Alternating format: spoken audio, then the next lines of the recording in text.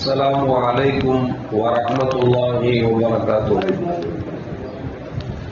الحمد لله رب العالمين والصلاة والسلام على أشرف المرسلين وعلى آله وأصحابه وأزواجه وذرياته وأهل بيته أجمعين.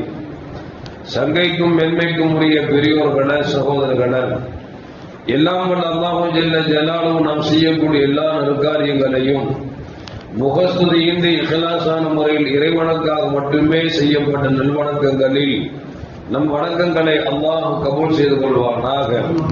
நாம் செய்யக்கூடிய வியாபாரங்களிலும் தொழில்துறைகளிலும் நஷ்டமில்லாத ஹலாலான முறையில் நிரம்ப லாபத்தை பெற்று அந்த லாபகரமான வாழ்க்கை கொண்டு தம் தேவைகளையும் தேவை உடையவர்களின் தேவைகளை நிறைவேற்றக்கூடிய நல்ல பொருளாதாரத்தையும் உள்ள விசாலத்தையும் அல்லாஹ் நம் அனைவருக்கும் வழங்கி அருள்வானாக.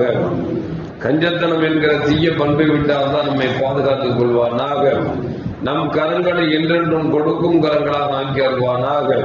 யாசிக்கும் கரத்தை விட்டால் தான் நம்மை பாதுகாத்துக் கொள்வானாக. நம்மை இந்த உலகத்தில் வாழ வைக்கும் காலமெல்லாம் நோய் நொடியின்றி ஒரு ஆரோக்கியத்தோடு தான் நம்மை வாழச் செய்வானாக.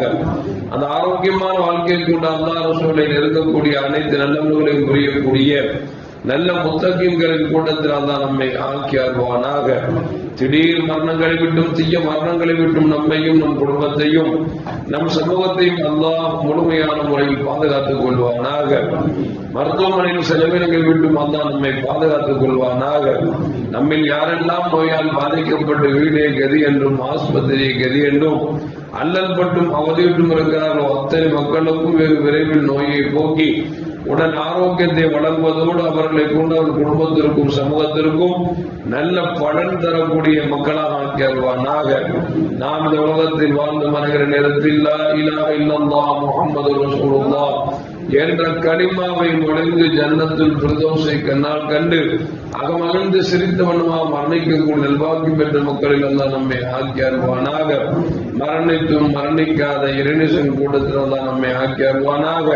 நாளை மறுமையில முத்து முஹம்மது ரசூலுல்லாஹி ஸல்லல்லாஹு அலைஹி வஸல்லம் அவர்களின் திரு கரங்களால் ஹவுதுல் கௌசர் என்கிற ஜலாலத்தின் நிறுவருகி அன்னார் ஷஃபாத்தை பெற்று அன்னாரின் கரம் பிடித்து ஜன்னத்தில் ஃபிர்தௌஸ் என்ற உயர்ந்த சொர்க்கத்தில் அவர்களோடு அல்லாஹ் நம்மை சங்கமிக்க செய்வானாக. எல்லாவற்றுக்கும் மேலாக இறை அன்பை பெற்று இறைவனை பார்த்து பரவசம் அடையக்கூடிய அவனுக்காவையும் ரிதாவையும் பெற்ற மக்களில் அல்லாஹ் நம்மை ஆக்கி அருள்வானாக. அருமையான மூமின்களே, மதீனத்துல் முனவ்வரா இந்த பெயர் பெருமானார் ஸல்லல்லாஹு அலைஹி வஸல்லம் மக்காவிலிருந்து மதீனாவுக்கு சென்ற பிறகு கிடைத்த பெயர் தான் மதீனத்துல் முனவ்வரா. அதற்கு முன்பு வரைக்கும் யஸ்ரிப் என்கிற பெயரையே அது தனக்குள் உள்ளடக்கி கொண்டிருந்தது.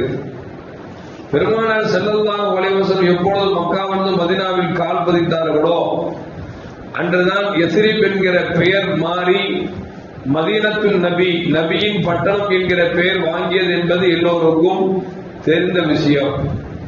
அந்த யஸ்ரிபில சுவைத் இப்னு சாமித் என்று சொல்லக்கூடிய ஒரு மனிதர், இவர் யார் என்று சொன்னால் மக்களுக்கு மத்தியில அல் காமில் என்கிற பெயரை வாங்கிய ஒரு நல்ல மனிதர்.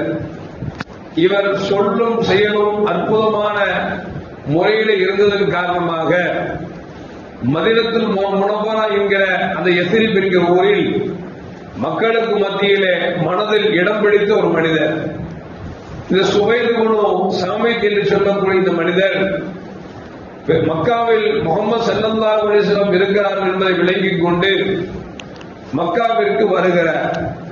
வந்து பெருமானார் ஸல்லல்லாஹு அலைஹி வஸல்லம் அவர்களை சந்திக்கிறார். நபிகள் நாயகம் ஸல்லல்லாஹு அலைஹி வஸல்லம் படைத்த இறைவனின் பக்கம் வரலாம் அல்லவா, இஸ்லாத்திற்கு வரலாம் அல்லவா, இஸ்லாத்தை ஏற்றுக்கொள்ளலாம் அல்லவா என்று பெருமானார் ஸல்லல்லாஹு அலைஹி வஸல்லம் சொன்ன பொழுது அவர் சொன்னார், என்னிடத்தில் ஒரு அற்புதமான கரந்தம் இருக்கிறது என்று சொன்னார். நபிகள் நாயகம் ஸல்லல்லாஹு கேட்டாங்க, அப்படி என்ன கரந்தம் வச்சிருக்கிறீங்க அப்படின்னு கேட்டார். அவர் சொன்னார், லுக்மான் ஹக்கீமுடைய ஞான பேழைகள் என்னிடத்தில் இருக்கிறது, அதை நான் கரைத்து குடித்திருக்கிறேன், செயல்படுத்திக் கொண்டிருக்கிறேன் என்று சொன்ன பொழுது நபிகள் நாயகம் ஸல்லல்லாஹு அலைஹி சொன்னாங்க, நீங்க வச்சிருக்கிற அந்த ஞானப்படை லுக்மான் அலைஹிஸ்ஸலாமுடைய அந்த ஏடு இருக்கிறதே, அது மனிதனால் சொல்லப்பட்ட வார்த்தைகள். என்னிடத்தில் இருக்கக்கூடிய வார்த்தை இருக்கிறது அல்லவா, அது மனிதனால் சொல்லப்பட்ட வார்த்தை அல்ல, அது இறைவனின் வார்த்தை, குர்ஆன் ஷரீப் என்று பெருமானார் ஸல்லல்லாஹு அலைஹி சொன்ன பொழுது அந்த மனிதர் கேட்கிறார், சுவைத் இப்னு சாபித் கேட்கிறார், அப்படி என்றால் நீங்கள் உங்களிடத்தில் இருப்பதை ஓதி காமிங்களே என்று கேட்கிறார். கண்மணி முஹம்மது ரசூலுல்லாஹி ஸல்லல்லாஹு அலைஹி அவர்கள் குர்ஆனில் சில வசனங்களை எடுத்து ஓதினார்கள். அதை கேட்டது மனிதன் அப்படியே மதிமயங்கி போய்விட்டார். காரணம் சொன்னால், பெருமானார் ஸல்லல்லாஹு அலைஹி வஸல்லம் அவர்கள் மக்காவிலே காலை பொழுது குர்ஆனை ஓத ஆரம்பித்தார் என்று சொன்னால், நபியை யாரெல்லாம் கொல்ல வேண்டும் என்று திட்டம் போட்டார்களோ, நபியை மக்காவை விட்டு துரத்த வேண்டும் என்று திட்டம் போட்டார்களோ, அப்படிப்பட்ட மூர்க்கமான எதிரிகள் கூட ஒளிவு மறைவாக நின்று நபியின் அந்த ஓதக்கூடிய குர்ஆனை கேட்டுக் கொண்டிருப்பார்கள். அந்த அளவுக்கு நபியின் குரலும் அழகாகவும் இனிமையாகவும் இருந்து மட்டுமல்ல, அந்த இறைவனுடைய வார்த்தை இருக்கிறது, எப்படிப்பட்ட கல்லெஞ்சக்காரனாக இருந்தாலும் கூட அவன் ஈர்க்கக்கூடிய ஒரு ஆற்றலை குர்ஆன் பெற்றிருந்தது. அதன் அடிப்படையில் நபிகள் நாயகம் ஸல்லல்லாஹு அலைஹி அவர்கள் சுவைத் இப்னு சாபித் என்று சொல்லக்கூடிய மனிதருக்கு குர்ஆனில் இருக்கக்கூடிய சில விஷயங்களை எடுத்து ஓதி காமித்தார்கள். மதிமயங்கி போய்விட்டார். சொன்னார், உண்மையே நீங்கள் சொல்வது போல் உண்மைதான், என்னிடத்தில் இருக்கக்கூடிய ஞானப்பில் இருக்கிறதே, இது லுக்மான் அலைஹிஸ்ஸலாம் என்று சொல்லக்கூடிய ஒரு மா மனிதனுடைய சொல்தான். ஆனால் நீங்கள் ஓதி காட்டிய வசனம் இருக்கிறதே, அதையும் தாண்டி இது இறைவன் சொல் என்பதற்கு இந்த மாற்று கருத்தும் அல்ல என்று சொல்லி இஸ்லாத்தை ஏற்றுவிட்டு மீண்டும் மதீனாவுக்கு சென்று விட்டார். அங்கு அவுஸ் ஹஸரஜ் என்று சொல்லக்கூடிய இரு கோத்திரத்தாருக்கு மத்தியில் நடக்கக்கூடிய போரிலே இவர்கள் ஷஹீதாக்கப்பட்டார்கள் என்று வரலாறு சொல்லி காட்டுகிறது. அருமையான மக்களை எதற்கு சொல்வோம் என்று சொன்னால், குர்ஆன் என்பது இருக்கிறதே, இதற்கு முன்னால் எத்தனை வேதங்கள் வந்திருந்தாலும் அல்லது எந்த தீர்க்கதரிசிகள் சொன்ன வார்த்தையாக இருந்தாலும் எல்லாம் குர்ஆனுக்கு முன்னால் ஒன்றுமில்லாமல் போயிருப்பதில் இந்த மாற்று கருத்தும் அல்ல. கண்மணி முஹம்மது ரசூலுல்லாஹி ஸல்லல்லாஹு அலைஹி வஸல்லம் சொல்வார்கள், குர்ஆனில் இருக்கக்கூடிய விஷயங்கள் இருக்கிறதே, அதற்கு முன்னால் இறக்கப்பட்ட தௌராத்தாக இருந்தாலும், ஜபூராக இருந்தாலும், இஞ்சிலாக இருந்தாலும், எல்லா வேதங்களின் ஒட்டுமொத்த சாரம்சம் தான் குர்ஆன் என்று பெருமானார் ஸல்லல்லாஹு அலைஹி வஸல்லம் சொல்லி காமிப்பார்கள். ஒரு கட்டத்தில் சீதனா உமர் இப்னு கத்தாப் ரலியல்லாஹு அன்ஹு அவர்கள் கையிலே ஒரே ஒரு பேப்பர் துண்டை வைத்திருப்பார்கள். நபிகள் நாயகம் ஸல்லல்லாஹு அலைஹி கேட்டாங்க, கையில் உங்கள் கையில் என்ன என்று கேட்டார்கள். உமர் ரலியல்லாஹு அன்ஹு சொன்னாங்க, என் கரத்தில் இருப்பது தௌராத்தின் ஒரு துண்டு, எனக்கு படிப்பது என்பது ரொம்ப பிடித்தமான காரியம், எனவே கையில் வைத்திருக்கிறேன் என்று சொன்ன பொழுது நபிகள் நாயகம் ஸல்லல்லாஹு அலைஹி கடிந்து கொண்டார்கள்.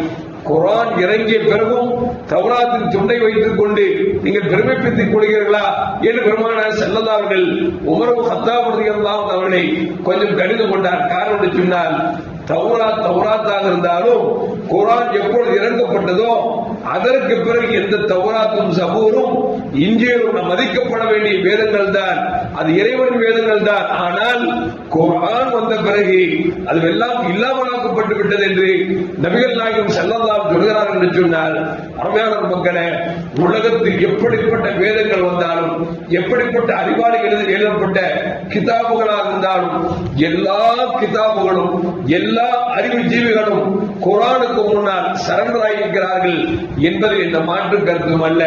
எனவேதான் பெருமானார் ஸல்லல்லாஹு அலைஹி அவர்கள் அல்லிமுல் குர்ஆன், நீங்கள் குர்ஆனை உங்கள் குழந்தைகளுக்கு கற்றுக் கொடுங்கள் என்று சொன்னால், குர்ஆனை நீங்கள் கற்றுக் கொடுத்து விட்டீர்கள் என்று சொன்னால் குர்ஆன் உங்களுக்கு எல்லாவற்றையும் கற்றுத்தரும் என்று நபிகள் நாயகம் ஸல்லல்லாஹு அலைஹி சொல்கிறார்கள் என்று சொன்னால், அருமையான மக்களே, அப்படிப்பட்ட பொக்கிஷம் குர்ஆன் நமக்கு கிடைத்திருக்கிறது. அந்த குர்ஆனை முடிந்த வரைக்கும் எடுத்து ஓதுவதற்கு முயற்சிக்க வேண்டும். அதை இன்னும் சொல்ல போனால் நமக்கு மேன்மக்கள் சொல்லித் தருவார்கள். இப்ராஹிம் ஹமா சொல்கிறார்கள், உள்ளத்தின் அருள் அருமருந்து என்று சொன்னால் குர்ஆனை அதிகம் ஓதுங்கள்.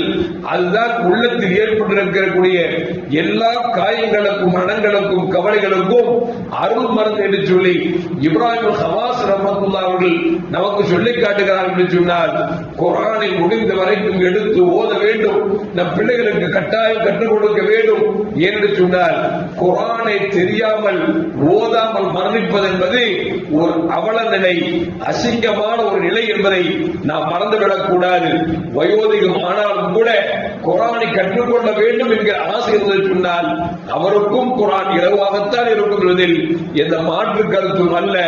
எல்லாம் வல்ல அல்லாஹ் ஜல்ல ஜலாலுஹு அல்லாஹ்வால் கொடுக்கப்பட்ட அந்த குர்ஆனை நம் தலைக்கு மேல் சுமப்பதை விட உள்ளத்தில் சுமந்து அதை செயல்படுத்தக்கூடிய மக்களால் அல்லாஹ் நம்மை ஆக்கி அருள்வானாக.